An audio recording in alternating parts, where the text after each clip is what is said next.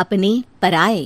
घर की लड़ाइयाँ कितनी भी हो, लेकिन ये भी सच है कि किसी पर कोई आपत्ति हो तो अपना ही परिवार साथ देता है।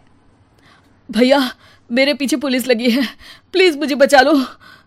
रवि और राज दो भाई, लेकिन दोनों में कभी नहीं पटी। अरे क्या हुआ छोटे, क्या कर दिया तूने? अरे कुछ नहीं भैया, मेरा दोस्त है ना राजू, वो मुझे लेकर बैंक गया था। मुझे नहीं पता भैया कि वो वहाँ बैंक लूटने जा रहा है। मैं उसके साथ बैंक में घुसते ही सीसीटीवी कैमरे में दिख गया हूँ। अब पुलिस मुझे ढूंढ रही है भैया, मुझे बचा लो। राज कुछ सोचता है, फिर कहता है, ओके, तुम यहीं रुको, मेरा एक दोस्त पुलिस में है, मैं बात करता हूँ।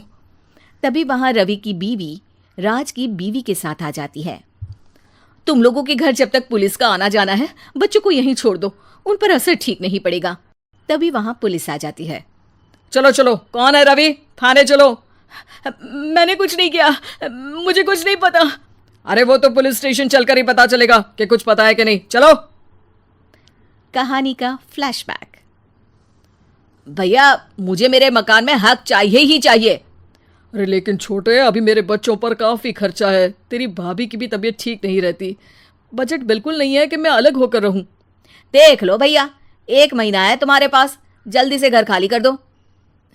अरे कैसी बात कर रहे हैं भैया, मेरे शरीर में अभी इतनी हिम्मत भी नहीं कि घर को खाली करे। तो क्यों अपना पोर्शन बेचा भाभी?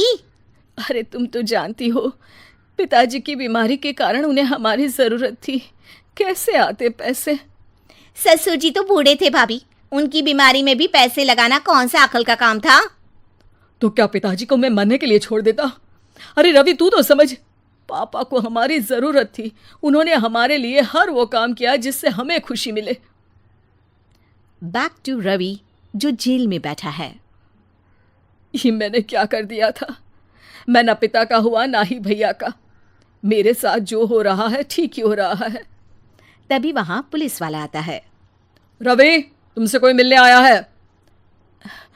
भाभी, आप यहाँ क्यों आई? पुलिस स्टेशन है ये भाभी। भैया, आपकी जगह मेरा भाई होता तो क्या मैं नहीं आती? अच्छा, ये खाना ले लीजिए, खा लीजिएगा। आपके भैया लगे हैं वकीलों और पुलिस वालों से बात करने में, डरने की कोई बात नहीं। जब आपने गुनाह किया ही नहीं तो सजा भी नहीं मिलेगी। रवि भाभी को देखकर रोने लगता है। घर में साक्षी चुपचाप बैठी होती है कि तभी सोनम कहती है, अरे साक्षी, क्या हुआ, परेशान क्यों हो रही हो? भाभी, अभी अभी पुलिस स्टेशन से खबर आई है, इन्हें बड़े जेल में शिफ्ट किया जा रहा है। मैं क्या करूंगी भाभी? रो मत, हम अच्छे से अच्छा वकील करेंगे। लेकिन उसमें तो बड़े पैसे लगेंगे दीदी, हम इतना पैसा कहाँ से लाएंगे? अरे क्यों, ये मकान है ना, और मेरे कुछ गहने भी हैं।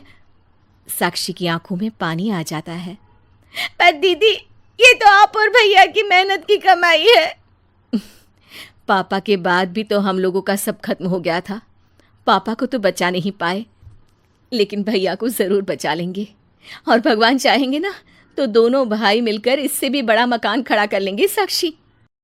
थोड़ी देर में राज वहां आता है।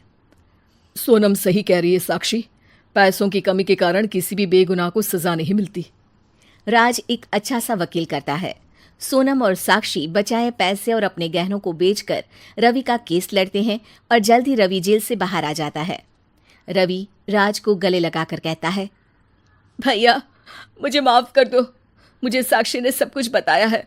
भैया, आपने मुझ पर विश्वास किया, मेरे लिए दिन रात मेहनत की, भाभी ने अपने गहने तक बेच दिए।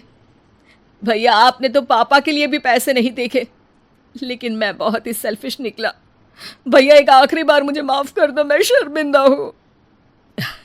अरे भाई, अपने तो अपने ही होते हैं, पापा ने हमारे लिए क्या नहीं किया ये तुम्हें बताने की ज़रूरत नहीं है मुझे। और फिर तू तो मेरा भाई है, पैसे से बढ़कर रिश्ते होते हैं भाई।